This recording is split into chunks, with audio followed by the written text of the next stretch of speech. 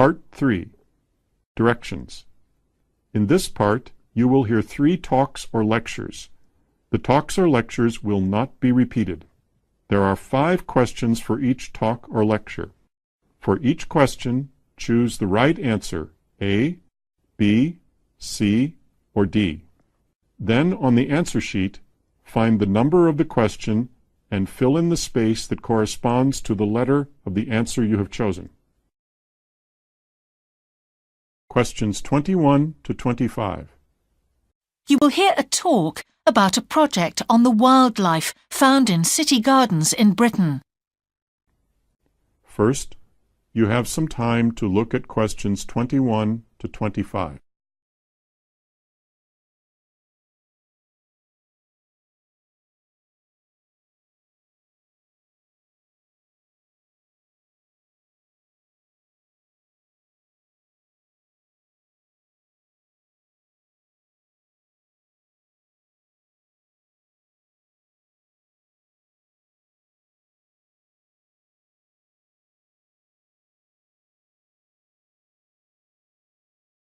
Now, listen carefully and answer questions 21 to 25. Good morning.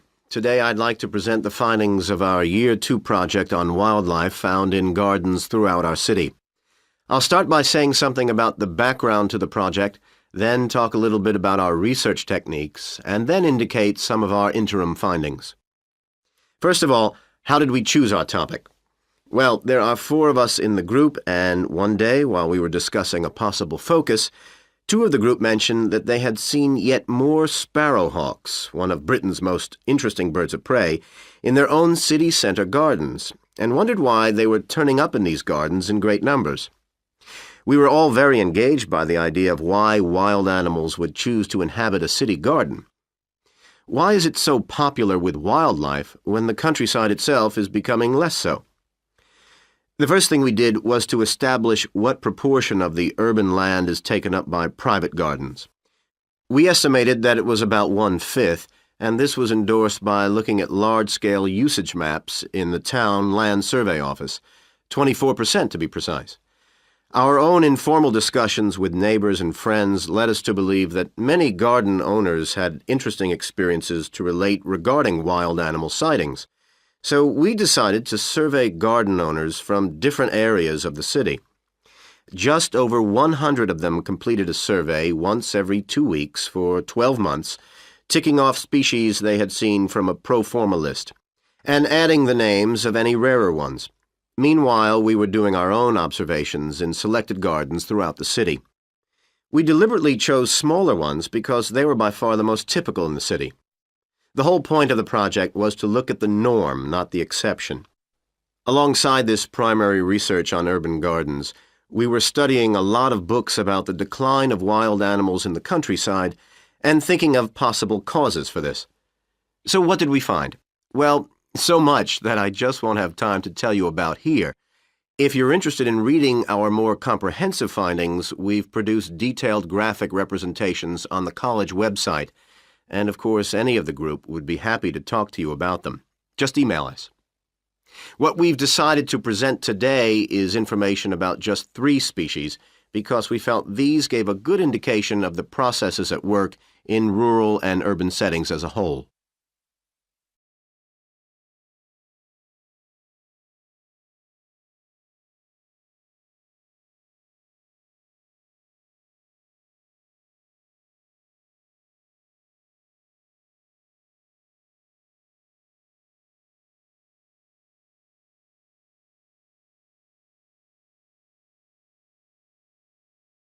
Questions 26 to 30.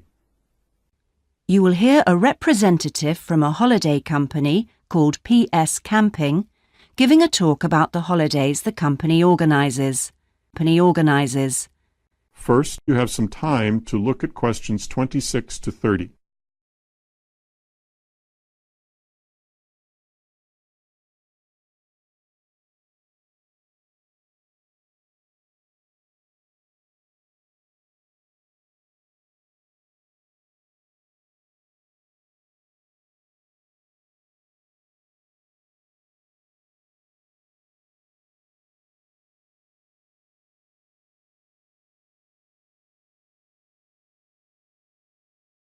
Now, listen carefully and answer questions 26 to 30.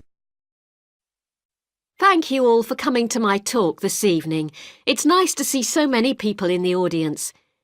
For those of you who don't know very much about PS Camping, let me start by giving you some background information about the company. The company started 25 years ago. It actually opened as a retail chain selling camping equipment, and then, 20 years ago, it bought a small number of campsites in the UK and began offering camping holidays. The company grew rapidly and has been providing holidays in continental Europe for the last 15 years. If you book a camping holiday with us, you'll have a choice of over 300 sites.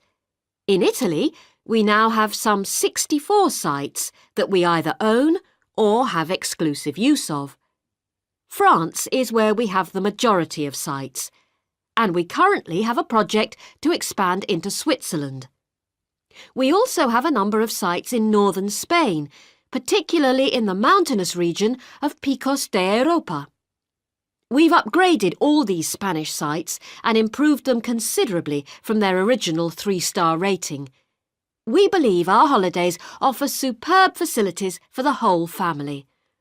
Parents who want their children to be fully occupied for all or part of the day can take advantage of our children's activities. These are organised by our well-qualified and enthusiastic staff. Each day kicks off with a sports match, perhaps football or volleyball, followed by an hour of drama for everyone. This may include singing or dancing, mime or other activities.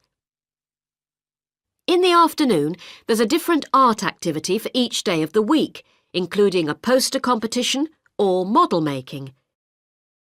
What's more, our sites are truly child-friendly, and with this in mind, we operate a no-noise rule in the evenings. Children's evening activities usually finish at 9:30 or occasionally 10, and from 10:30, holidaymakers are expected to be quiet in the areas where there are tents. We want nothing to go wrong on a PS Camping holiday, but if it does, we also want all our customers to be insured. If you haven't organised an annual insurance policy of your own, you'll need to take out the low-cost cover we offer, and we require that you arrange this when you make your holiday reservation. There are many advantages to choosing PS Camping and to recommending it to others. As a regular customer, you'll be kept informed of special offers, and your friends can benefit from 10% off their holiday, or book a luxury tent for the price of a standard one. In return, we'll send you a thank you present, which you can choose from a list of high-quality items. The reservation. There are many advantages to choosing PS Camping and to recommending it to others. As a regular customer, you'll be kept informed of special offers, and your friends can benefit from 10% off their holiday, or book a luxury tent for the price of a standard one. In return, we'll send you a thank you present, which you can choose from a list of high-quality items.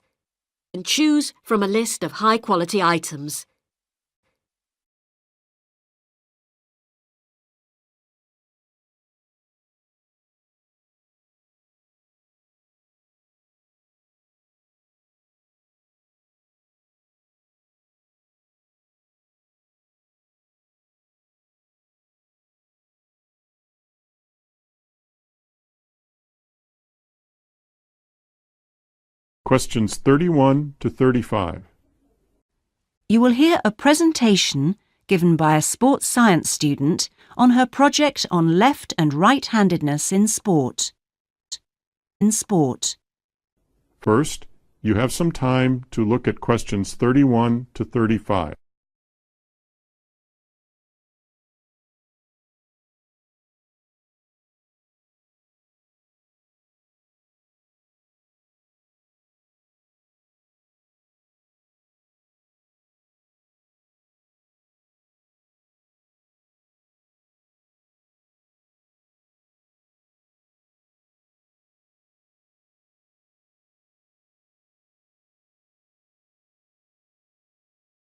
Now, Listen carefully and answer questions 31 to 35. My topic is handedness, whether in different sports it is better to be left or right-sided, or whether a more balanced approach is more successful. I'm left-handed myself, and I actually didn't see any relevance to my own life when I happened to start reading an article by a sports psychologist called Peter Matthews. He spent the first part of the article talking about handedness in music instead of sport, which I have to say almost put me off from reading further. But what I soon became struck by was the sheer volume of both observation and investigation he had done in many different sports, and I felt persuaded that what he had to say would be of real interest. I think Matthew's findings will be beneficial, not so much in helping sports people to work on their weaker side, but more that they can help them identify the most suitable strategies to use in a given game. Although most trainers know how important handedness is, at present they are rather reluctant to make use of the insights scientists like Matthews can give, which I think is rather short-sighted, because focusing on individual flexibility is only part of the story. Anyway, back to the article. Matthews found a German study which looked at what he called mixed-handedness, that is, the capacity to use both left and right hands equally.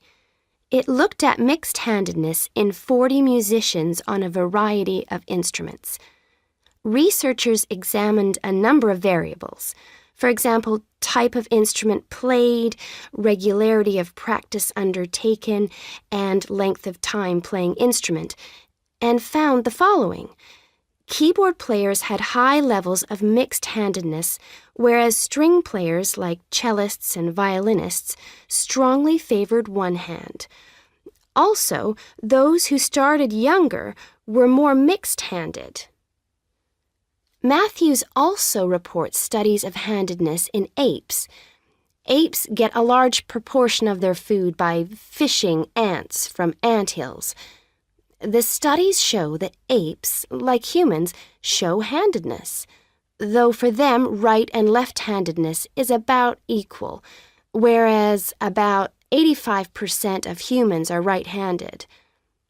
Studies showed that apes consistently using the same hand fished out 30% more ants than those varying between the two. In apes get a large proportion of their food by fishing ants from anthills. The studies show that apes, like humans, show handedness, though for them right and left-handedness is about equal, whereas about 85% of humans are right-handed. Studies showed that apes consistently using the same hand fished out 30% more ants than those varying between the two. Hand fished out 30% more ants than those varying between the two.